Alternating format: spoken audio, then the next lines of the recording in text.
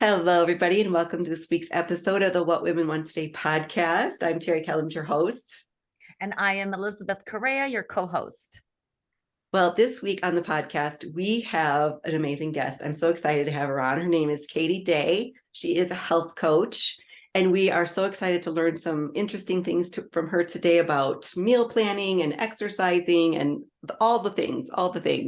So, Katie, welcome to the show. We're so glad you're here. Thank you for having me. I'm happy to be here. So, Katie, how did you go from elementary school teacher to health and wellness educator? Well, so I'm a teacher, obviously by nature. I've taught third grade for 16 years, and I'm still teaching part-time. I have a foot kind of in as I'm building this out. So a love for teaching has always been there for me. I love taking a complicated subject, whether it's reading or health, and breaking it down and giving people structures and systems to make themselves successful at doing it. So after teaching for years, I always found myself just researching every health thing that could happen. I kind of found myself after the birth of my second child. I was in that kind of place of like feeling cruddy. I just had no energy, had extra weight. And for like a minute, I was like, well, this is maybe just going to be my life. I'm just going to be like a tired, low energy mom who doesn't feel good about myself. But then I quickly realized that wasn't okay for me. And I did everything I could to just research what can I do differently? How can I feel better? I know there's a different way. So my own journey of my own health then inspired me to help others. So I kind of always became the go-to in my circle of friends of like, hey, Katie, how I'm having a hard time meal planning or working out. How do you do it? And so that kind of led me to thinking about this. So then I went and got my license to be a health coach. Well, I guess my certification to be a health coach. So then I had the credentials and the experience and more just the exposure to creating programs for people to help them teach themselves to be healthy. That So is now, amazing. I love that. Yes. thank you. So how Yeah, long have you been doing it now, Katie? So I've been about a year right now. Okay. Yeah, and it's been so rewarding. It's so exciting that every day I get to do this and I'm having conversations and I'll find myself, at a dinner party, like in the corner with someone and they're like, okay, tell me this. And I just love talking about it and showing people there's another way because I know so many people, especially kind of they reach a certain age and they just don't feel good and they don't, know where to start and how to feel better. And so I love teaching people that you don't have to feel that way. You can feel good and full of energy. Oh my gosh, I love this. And I love it because of how you literally moved from, I call it the 4 Ps, from pain to passion to purpose to pay. Mm, You Love know, that. that's really yeah, good. it's Yeah. literally what you're doing. You're using your own pain, something that caused pain for you, to contribute to the healing of the world. That is Oh, so awesome. yeah, I love it. I feel grateful every day that I get to do this because it's an honor. And I know it's such a I love trying to take something that's so challenging for people and showing them that they're in control and they have all the power they need to change their lives. Mm. Awesome. Love it. Terry, did you want to ask a question, or because I can see your eyes? Actually, it's so funny. Speaking of children, I have my little fur baby underneath the desk here, and he's like pawing at my leg, and I'm Oh, like, I I thought don't something even was going on. yeah, definitely. The joys of being on video, right? Yes. So, but that's just life. Katie, how many children do you have? I have two. I have Two an children. 11-year-old daughter and a 9-year-old son. So, do Mm. you think, like, if you looked back and reflected on it, do you think that even before you sort of started feeling like crap and like thought, I need a solution for this, do you think health has always just been a value of yours, like for years and years and years, like way back? Do you think it's always kind of been there? Yeah, absolutely. I feel Mm. like I was a child of the 80s and 90s where like we just um people didn't think about health as much, but we as a just a whole were healthier, we were more active. And so I think back to my childhood, and that was a part of my childhood. I was always active and doing a lot of things. And we didn't eat a lot of processed food. My mom cooked every night. So Mm, I think a lot of these things I just kind of took for granted and just hmm. assumed that was the way. So I think it was always a passion of mine. And I also then, when I went to college, I kind of found myself with that freshman 15 of like going off Yeah. and living and just eating junk and not exercising, and then realizing real quick how I didn't like how I felt if I wasn't taking care of myself. So then even in college, I kind of found myself of like, wow, what I do, my actions Mhm. really impact how I feel. And I just really love that connection of like, oh, it matters what I'm doing. And I like to feel a certain way. So I'm going to do what I can to feel good. Yeah. I think that, so in my own coaching practice, one of the things that I talk to women about is that we operate and behave out of our values, whether we're aware of them or not. And I was thinking, like, when everybody was talking about doing New Year's resolutions, I was thinking, if you knew your values, you would pick a resolution that matched them, because Oh, your yes. chances of failure, if you don't align yourself with your values, are like way up there, right? So Mm-hmm. I was thinking about this because my husband has recently found out that he's pre-diabetic, and I do what every wife should not do, is I nag him. And what Mhm. I've come to just realize is, even though health might be somewhere in his value system, it's not close enough to the top for him to change any of his behaviors. So I'm wondering, when you're coaching women, do you find that there are some women, or is it women, or is it all people? Do you do men Just, too? I only work with women. Okay, only work with women. So do you find that it's harder with some people because they just don't have a strong enough why, like why they want to change, why they want to get Ooh, healthier? Yeah, yeah. absolutely. And that's part of the process. I kind of do like a pre-application interview process just to make sure that people are in the right headspace, because it has to come from within. I can Yeah. give them all the tools and all the information, but if their why is not there and they're not fully committed until they can kind of do that mindset work, it's not going to be successful. So that is always my biggest conversation of, why are you wanting to get healthy? What is the reason? And I always coach people around having a big reason other than like a vanity reason. Like if your Yeah. reason is, I want to look good in a swimsuit, sure, but getting healthy is hard. And so those days when you're like, I just would rather sit on the couch and That eat won't be ice enough. cream, right? Hmm. Won't be enough. You have to have Yeah. a bigger why, a bigger, like, I want to be around for my kids. I want to be healthy for my kids, or I want to have energy to run a business or to do all of those things. Those whys are so much more valuable and are going to help people in the long run stick with it, because it is hard. Changing your habits is Mhm. very hard. Hmm. Very I much. I love the example you just shared, looking good in a bathing suit, because I think back to my 20s and even probably my 30s. That was my why. Mm-hmm. It was the bathing suit, it was the outfit, it was the image. And now, in my late 40s, my why definitely is connected to my children and my grandchildren, my future great grandchildren, because I want to be able to run around with them. I want to be able to cross my legs with them on the floor. Mm-hmm. I know women my age who can't cross their legs, who can't bend over and touch the floor, who, Mm-hmm. so, my why is, oh yeah, it changed drastically in my 40s for sure, in terms of wellness, my wellness. Yeah. Absolutely. Well, One thing, and I don't want to be gloom and doom, but this is just a fact in the United States. Elizabeth is from Canada, Katie. Mhm. It- my husband is eligible to retire with his company when he turns 55. So there's obviously a gap between the time he will retire and the time that he will qualify for Medicare benefits, right? And I have an insurance background, so I've been telling him, the amount of money you have to pay for private health insurance, if you go into a private health insurance policy with a pre-existing condition, you might not be able to afford that health Same insurance. thing here. Yeah. So you're looking at a 10-year gap where you could have astronomical health bills. So even if your value isn't so much of, I want to be healthy and strong for my children, or, maybe you don't have children, but do you care enough about your pocketbook? Because if you don't take care of yourself, it is going to hit you in the wallet. And that is a hard Yeah. pill for yeah. some people to swallow, no pun intended. But Yeah, it's true though. Sometimes that's what motivates some people. yeah. So tell us what it looks like to work with a client. And are you solely, where are you located? First of all, I forgot to ask you I'm that. in Colorado. I'm in a Co- suburb of Denver. So I'm south of Denver. Beautiful place. Beautiful place. It is Uh, beautiful. do you work with people outside of Colorado, or Yes, okay, so you can yes. work with them anywhere in the United States? Anywhere, yes, thanks to the technology that, I mean, I can Absolutely. meet with anyone, and it's kind of a combination of, we meet weekly through Zoom just to have that one-to-one, but then again, the teacher in me knows I need to give people accountability and some, structure, because I can't just say, do this, and then off you go. Yeah.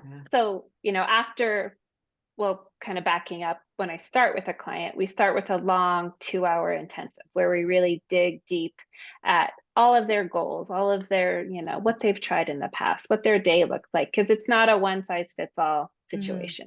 Everyone's lives are very different, and their, tolerance for whatever is different. Their goals are different. So we spend a lot of time just really getting clear on what their goals are, what their pain points are, what they really need help with, what they've tried in the past, what their day-to-day looks like. So then I can build a program that fits their needs. So then once that has been done, we meet weekly. It's a 3-month program typically. Sometimes people then, after the end of 3 months, they're feeling confident and ready to go on their own. Sometimes they're like, actually, I feel like I need one more 3-month container to help kind of really solidify these habits.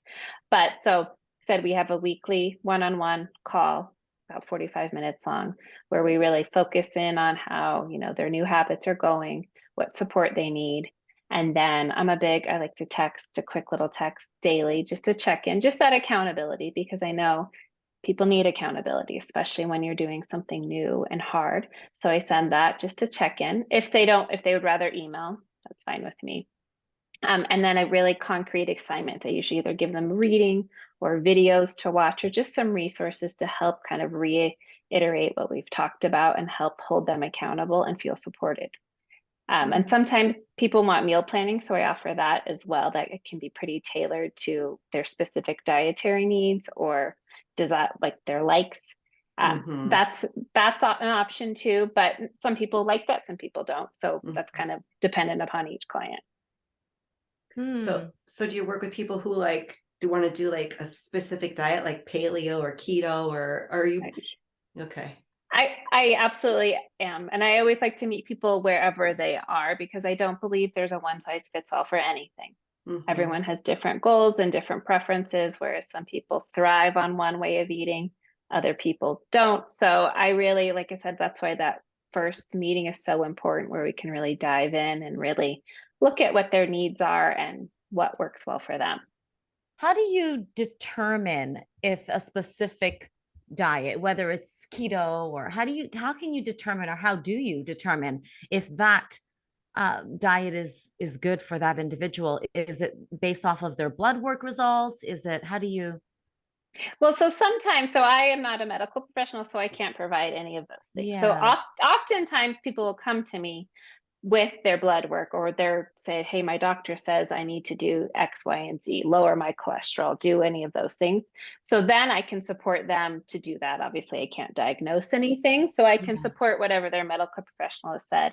Also, I can go kind of with whatever stage of life they're in, or their activity level, or what they've tried. Honestly, the best way for a lot of people is just to kind of try and see how they feel, and then go from there. But I'm a big believer in just eating whole, real food, and that's good for everybody. And then kind of tweaking it from there, removing as much processed food from their diet as possible, eating a lot of vegetables, unless, there's some very specific people who have, things around that. But overall, those apply to everyone. And then I can tweak it and tailor it based on either, what their doctor has told them, or what their preferences are, or their energy needs, or whatever fits them best.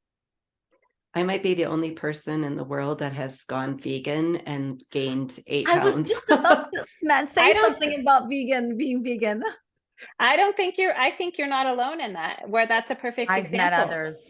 I've met others.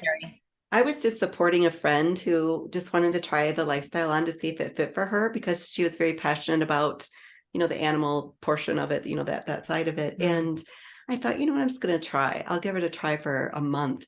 But the problem was at that time, and this probably feeds right into what you're saying, Katie, is I didn't have time to meal prep at that point in my life. So I found myself eating French fries because it's vegan. Because it was vegan. Right. Yeah. Or maybe some of the processed food options. And I am not someone who loves processed food. So, I just don't think it agreed with my body. I felt, how they talk about like inflammation in the body, and I felt inflamed all the time. I felt swollen. I just didn't feel good. My stomach hurt all the time. And so, yeah, I love that you do it to fit each person's individual needs. That's really amazing. Yeah. Are And you vegan, Katie? No, I'm not. Okay. I was going to ask you about your no. thoughts on meat, and Yeah, because there's so much I know information out there. There is so much. I am a big, when I'm building my meals every day, I eat a ton of vegetables. That's like my first priority, is like get as many vegetables as I can. And then I do eat meat. I try to be very picky in the source, trying to get clean sourced meat, that's been ethically treated. Sometimes you can't always do that. Like if I'm out at a restaurant, I always, you just kind of don't know. But when I'm at home, I try to make sure I'm getting grass-fed beef that's been grass finished and organic, all of those things.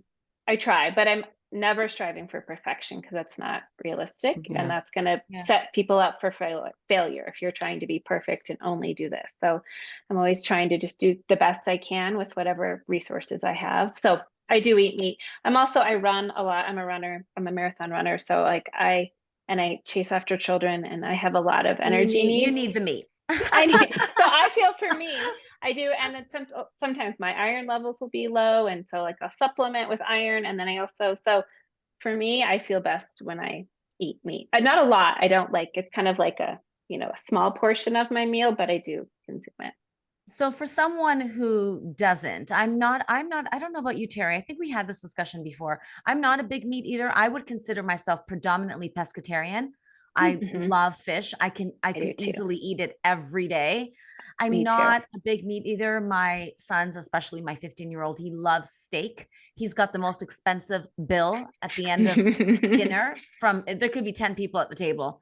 But for someone who is not a big meat eater, what would be a good supplement? Yeah, so that's one a little tricky. I like tofu for a good protein source. That's an acquired taste, and it is. I like it, but it is, yeah. And the texture is very important. The air fryer helps me with tofu, because the texture is big for me. I like tofu. Beans are a really great source if you're not consuming, and I like beans a lot because they're cheap. They're, you can get them very inexpensively anywhere, pretty much, any grocery store carries them.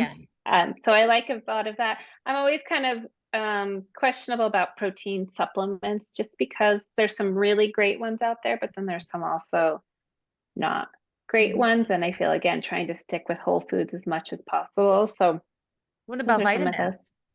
So also vitamins is another challenging one, because the source is really important. So I really encourage people I go to a functional medicine doctor locally, who she prescribes me supplements based on my blood work, because again, like your diet, it's not a one size fits all. So what I need as a 40-year-old woman is probably different than what a 55-year-old male needs. So that is also another thing, that there's not a one size fits all, and source is also really important. So I feel confident in getting supplements from her, because I know she researches the source, and they're coming from a reputable company, whereas it's kind of the Wild West with supplements, because there's not a lot of testing on them. Okay. Yeah. Because it's go ahead, Terry. I was gonna say, so Katie, my audience, Elizabeth and my audience are primarily middle-aged women. Is there a standard or a number you can give us that says women in this age range should probably be eating around this much protein every day? Yeah, that's always tricky. I don't always meet it, for 30 grams per meal. So around 90 to 100. Yeah, but that differs. I've heard that. And then it also differs on your body weight. But that's kind of an easy number, 100-ish grams a day. Yeah. And see, Elizabeth, you're having the same reaction that I had when I heard that. Oh my goodness. It's a lot. It's a lot. And I felt like, I felt like I could not get that in every day. I don't get that in. And I hear you saying, Katie, that, supplementation is not always a great idea. But I tell you what, when I started drinking my protein shake after, and I was one of those people, that had their mind made up. I like to eat my food. I don't want to drink my food. Yeah. Mhm. I was so strong. I in that wasn't into belief. the protein powders either, but now, oof, It's you know what, it's a guarantee that at least that meal I am going to get the 30 grams of protein in. And I, unlike both of you, I'm a huge meat eater. I love meat. Like I could literally just go you told me this eat a before. steak. I could eat a Yeah. steak for lunch and nothing else. I'd be totally fine with that. But I love fish. I'm good with all that. The veggies are hard, Katie, because I have IBS. And if I eat Yes. too much fiber all at Yes. once, it'll cause an Yes. attack. I talk a Yes. lot with my hands and I whip my earphones out. Yeah.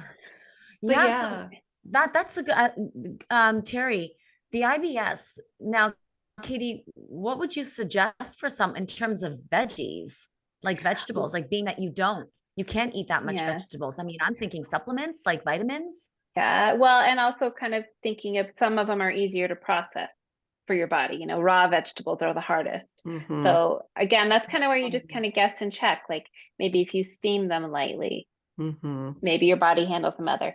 When I do like a smoothie because it is a quick way to get a lot of nutrients in my body. mm-hmm. Sometimes if you blend a bunch of spinach, that's easier sometimes. But again, that's just kind of where you have to really be the Mm. boss of your own body and listen to your body. Where if somebody tells you to do something and you do it and it doesn't work for you, then you know better than anyone else. So Right, then absolutely.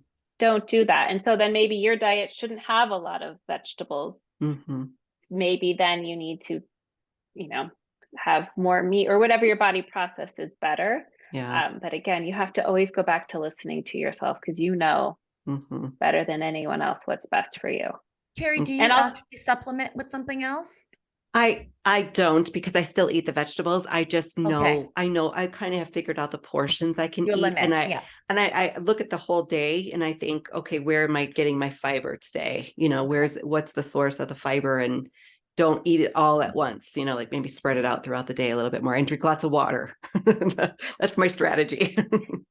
yeah. And if Okay. you've learned those things and you can use things like I put flaxseed in my Mm-hmm. smoothie. That's another way just to get some fiber. And that is sometimes easier for people to Yeah. body to process. But again, it's just really listening to yourself and knowing So, what makes you feel good. yeah. So I have one more food question before I want to talk about exercise a little bit here. But my last food question is, let's talk about whole grains, because this gets a bad rap too. Like, do we Yes. eat carbs? Do we Yes. not eat Mm-hmm. carbs?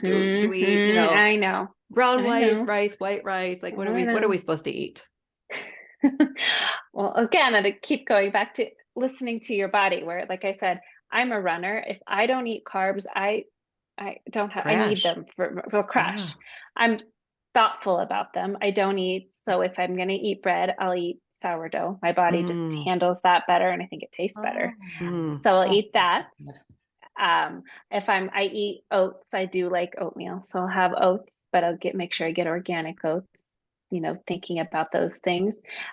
Rice, I don't have a lot of rice. I don't love it, but if I do have it, I have whatever one. I mean, there's a What little bit about of a quinoa? difference. I love quinoa. I do a lot Okay. of quinoa. I Yeah. do a lot of, starchy vegetables as a carb source. So I think the source matters a lot more. So if you're thinking carbs and you're thinking, sweet potatoes, quinoa, mm-hmm. some oats, that's one thing. It's very different than like processed bread and processed pasta and cake. Like Right. those are two very different things, even they're kind Yeah. of lumped in the carb family. Yeah. Thinking back to like it, if you know what a healthier food is than the other Right. one, and using that judgment, and again thinking about your activity level and your needs. Someone who's very active is going to need more carbs and more food in general than someone who lives a very sedentary life.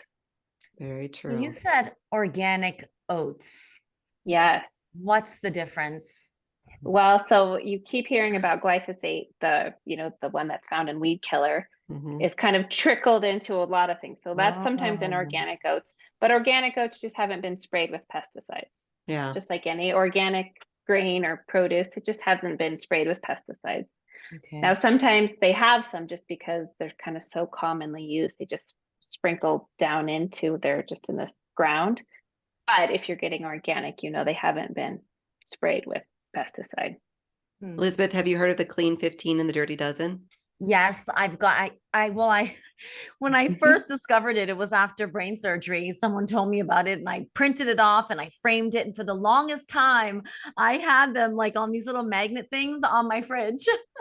So A yes, good I have. idea. It's scary. It's like, it was so It, shocking too. Yeah, it it is. is. It is. It is. All right, if you guys don't mind, let's switch gears a little bit because I read something, I think it was on your social media perhaps, that you said exercise impacts your hormones. And I want to hear about Yes. this. So I want to hear about how it's impacting my hormones. I believe So that. I'm going to plug a book that's not mine. I have no affiliation. It's sitting on my desk. Okay. So this book, Let's and I will see. put it, Just Fast Like a Girl by Dr. Mindy Pelz. Ooh, She has, fast like a girl. We're writing it down so we can put it in the show notes. yes, Yeah. Dr. Mindy Pelz. and she is like a wealth of knowledge. She is very present on social media. She has a great YouTube channel. She has taught me so much about women and their hormones and how to fast or just your eating patterns and how to exercise to support your hormones. So specifically, if you are someone who's still cycling, at different points in your cycle, you should work out differently. So there's certain parts of your cycle where you should try those harder things, those HIIT exercises, those harder cardio. And then there's the last part of your cycle where you shouldn't. You should just take it easy, do more like yoga, walking, things like that. So that's one of the ways about thinking about your hormones. Also thinking, again, like I said, I'm a runner and I love running, but I also know too much is not a great thing, especially as I age, and it will spike my cortisol, which I'm trying to always kind of keep nice and even. So thinking that's about what makes us retain the belly fat, right? Is yes. the cortisol. So we want to keep our cortisol level low so that we don't have the belly fat. And that's something for every middle-aged woman that we all struggle with, right? Yes. Yes. And that's oftentimes where you see so many women who are doing all the things that they did in their 20s and 30s possibly to manage their weight, and all of a sudden it stops working. That's that like massive cardio, maybe skipping meals, or just those like stressful kind of things on our body on top of all the daily stresses.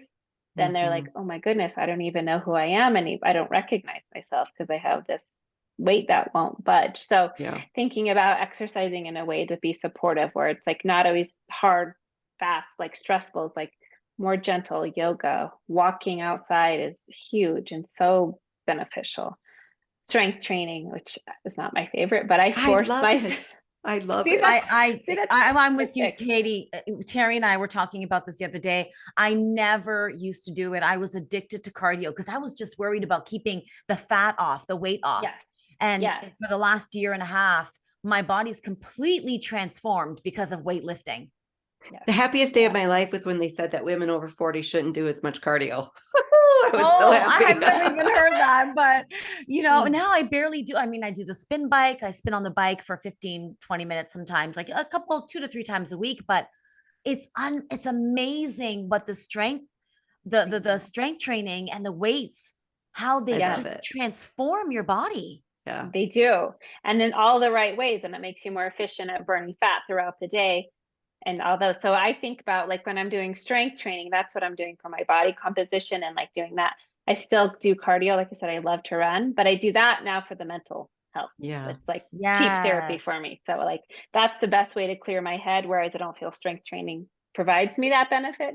So I do it for 2 very different reasons, which is switch, because before I would just run to maintain, body composition that I liked. And now that won't cut it. So I need to more strength training and just be more mindful about, you can't run every day because even though I love it, it's stressful on your body. So you have to then balance it and spend more time with recovery and stretching. And it's interesting that we touch on this, because when I look at the ladies that work out, I'm a part of this online workout program, and so many of those ladies are even, my coaching clients that I refer to the program. I don't get anything for it, but as soon as they say, I've been trying to lose weight, Elizabeth, I've done this, I've tried keto, I've done this, I've done that. The first thing I ask, especially if they're in the 40s, right? 40s, 50s, what do you do when you go to the gym? Or what do you, in terms of exercise? Do you know what the number one thing they say is? Treadmill, elliptical, cardio. That's right. Yeah. They don't, the moment they start doing weight training, it's like, oh my gosh, Elizabeth, I thought I was going to bulk up and I thought it was going to, give me muscles and I'm going to look like Hulk. And they change, especially the woman in her mid 40s and 50s. Yeah. Women have such a hard time with their upper body as we get older. Like we don't have enough upper body strength to begin with, and then we lose it. You were saying that. But it's so funny because I love that we're all a little different in what we feel about this. But when I go work out, I feel so darn strong when I leave that gym. I'm like, I can conquer anything. I am so strong. I'm with you. I love it. And I was primarily like a walker, like a fast walker / hiker. And I kept my weight under control for years doing that. And we moved and I lost my 2 favorite hiking trails and I didn't have anywhere to, go around here where I live now. And I started going to the gym and I was like, I had belonged to a gym years ago and didn't like it because I did exactly what you said. I went there, I got on treadmill. I didn't know what else to do, and I was intimidated. I was intimidated. I saw these people doing these things. They all looked like they knew what they were doing. And I was like, well, I'm just going to go over here and get on the treadmill. But now it's like, I don't care. This is a gift of midlife, right? Like, I don't care what these people think about me. Gift of midlife. I'm just going to go over there. Part. Yes, I'm going to go over there and figure this darn machine out. And I go to Planet Fitness, plug for Planet Fitness, because they have like a little QR code that you can scan and it shows you a little video of how the machine's supposed to work. So that's fantastic. Yeah, it's great. But yes, women, ladies, do not feel intimidated at the gym. Go there and start working out. And I saw a woman today and I just wanted to go over and encourage her, but I know people don't like that. So I just kept it to myself. But I saw her and she was doing a machine that did something like this, and for the people not watching on YouTube, she was like, her arms were going up and down so fast. That's when I wanted to say, just go a little heavier. Yeah. We can lift heavy weights and not look like Hulk Hogan. We can. Right. We don't have the hormones to support those giants. Hulk Hogan. Yeah. Unless you're taking all that extra, steroids and pumping yourself with all the, we don't. You're right, Katie. Yeah. And also you can keep it simple. Like if you go on YouTube, you can find any strength training routine you want to find with just body weights, and you can do it in your home. So if you're intimidated, you don't need to go to a gym. That's true. I don't go to a gym. I have free weights up and I have YouTube, and I just will find a couple things that I like and I do them. And then I actually, the benefits or perks of COVID, when everyone was home, stuck at home and gyms were closed. I mean, here in Canada, we were the last ones to open up for anything, the gym, schools, restaurants. Restaurants. But I fell in love. Like I was the person that would not work out from home. I couldn't understand how people were naturally motivated alone to work out at home. I could never get that. I needed to feel other people's energy. I needed to see people. And I was a cardio class person. So I did all the cardio classes.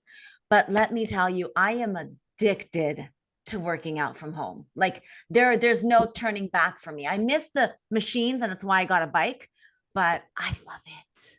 See, and I am exactly opposite. I know. I cannot spoke about this. I cannot motivate myself to work out from home. I can find 1,000 things I need to do.